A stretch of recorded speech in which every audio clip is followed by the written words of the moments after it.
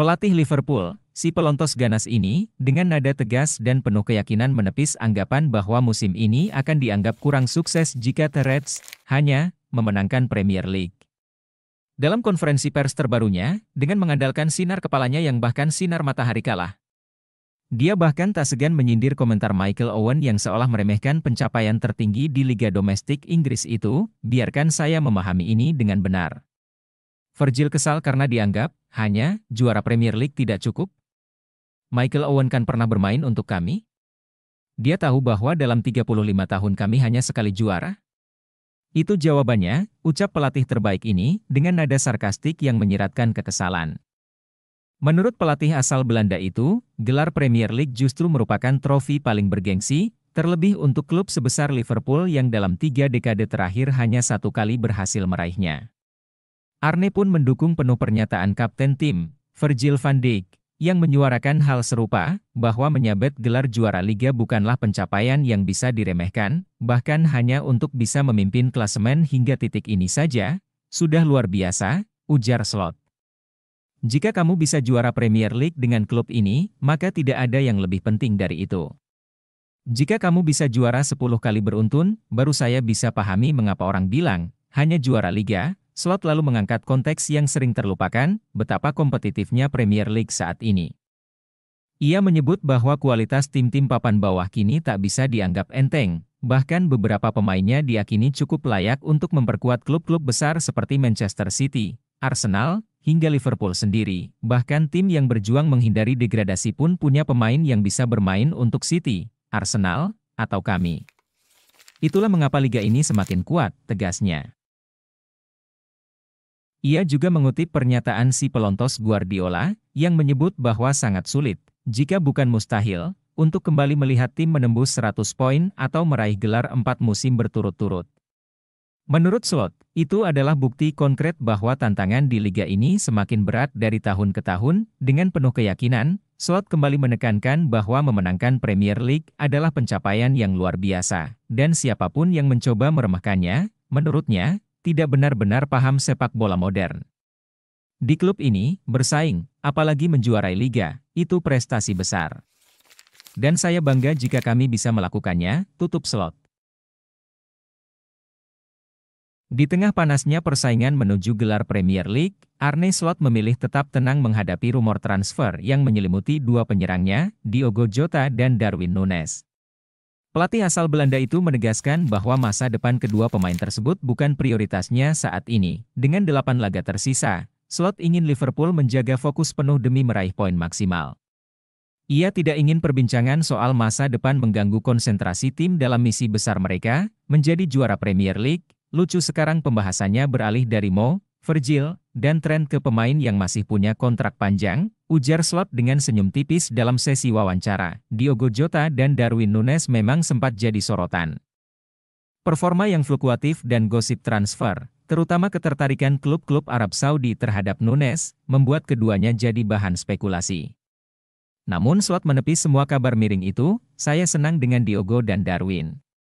Tapi dalam sepak bola, tidak ada rencana jangka panjang tanpa fokus pada jangka pendek, tegasnya. Jota baru-baru ini menjadi pahlawan lewat gol kemenangan atas Everton, setelah absen cukup lama karena cedera. Sementara Núñez masih berjuang menemukan konsistensi di depan gawang lawan. Meski begitu, Slot yakin keduanya masih bisa memberi dampak besar dalam perburuan gelar, mereka masih punya kontrak bertahun-tahun. Jadi bukan mereka yang ada di benak saya saat ini. Ungkap Slot, menurutnya, fokusnya saat ini lebih kepada para pemain yang kontraknya akan segera habis seperti Virgil van Dijk dan Trent Alexander-Arnold, namun, bukan berarti ia menutup mata atas kontribusi Jota dan Núñez. Keduanya masih perlu meningkatkan performa, tapi saya yakin mereka akan sangat penting untuk kami dalam 8 laga ke depan, kata Slot.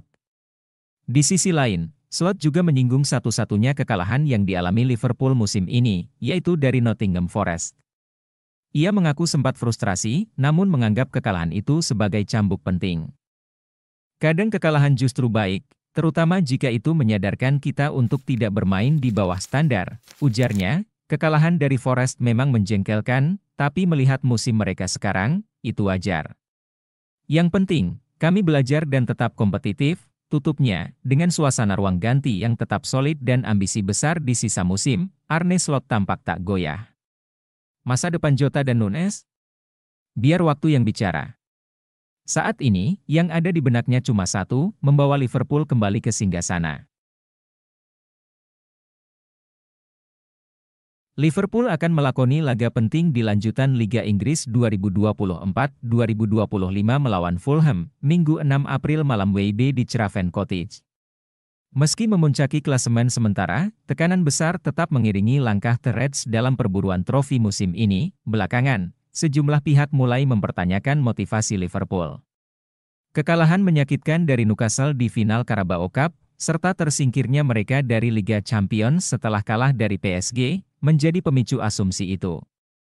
Namun, pelatih Arne Slot tegas membantah anggapan tersebut. Kalau kami kalah, itu bisa terjadi. Tapi cara kami kalah dari Newcastle? Itu yang tidak bisa saya terima. Saya benci kekalahan seperti itu, tegas Slot saat konferensi pers jelang laga kontra Fulham. Slot mengakui bahwa kekalahan di final Carabao Cup adalah momen paling mengecewakan sepanjang musim. Liverpool tampil di bawah standar dan seolah kehilangan identitas mereka. Namun justru dari titik terendah itu, semangat The Reds bangkit. Reaksi cepat ditunjukkan dalam derby Merseyside. Liverpool menang atas Everton dalam laga panas penuh drama. Slot memuji bagaimana timnya menunjukkan kedewasaan, terutama dalam menyikapi keputusan kontroversial wasit. Lawan Everton, saya lihat permainan kami jauh lebih baik. Meski ada keputusan wasit yang merugikan, para pemain tetap tenang dan fokus. Mereka lebih agresif dalam duel, lebih dominan secara fisik. Itu kunci untuk menang di Premier League. Ujar Slot, pelatih asal Belanda itu juga menyinggung pertemuan sebelumnya dengan Fulham yang berakhir imbang 2-2 di Anfield. Dalam laga tersebut, Liverpool bermain dengan 10 orang usai Andy Robertson di kartu merah. Namun, mereka tetap mampu bertahan dan mencetak gol penyeimbang lewat Diogo Jota. Waktu itu kami dalam situasi sulit. Tapi saya sudah tahu sejak awal bahwa tim ini punya karakter kuat. Bukan cuma karena saya bekerja dengan mereka, tapi karena sejarah klub ini juga bicara banyak, katanya. Slot bahkan mengingatkan satu momen lain dari musim sebelumnya. Ketika Liverpool tertinggal 0-1 dari Newcastle dan harus bermain dengan 10 orang, tapi berhasil membalikan keadaan lewat 2 gol Darwin Nunes. Itu bukan kejutan buat saya. Tim ini tahu bagaimana bertahan dalam tekanan, ungkapnya. Slot juga mengaku belajar banyak dari kekalahan di laga tandang kontra Everton musim lalu, ketika Liverpool kecolongan gol di menit akhir. Dalam laga terbaru di Goodison Park, The Reds sukses menjaga fokus meski James Tarkowski lolos dari kartu merah setelah tackle keras terhadap Alexis McAllister. Kami tidak terpancing. Itu langkah besar dalam perkembangan kami, kata Slot. Kini, menghadapi Fulham yang dikenal punya gaya main berani di kandang sendiri, Slot menegaskan pentingnya menjaga mentalitas dan konsistensi. Yang membedakan tim hebat adalah bagaimana mereka merespons hasil buruk.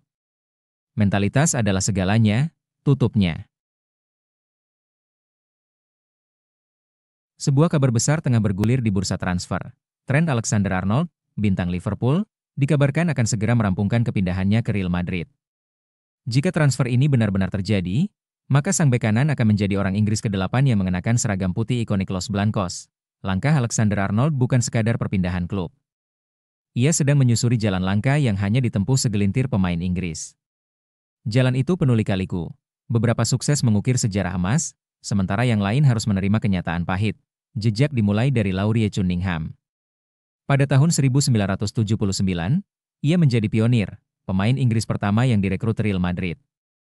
Dengan kecepatan dan teknik mumpuni, Cunningham langsung membantu klub memenangkan La Liga dan Copa del Rey di musim perdananya.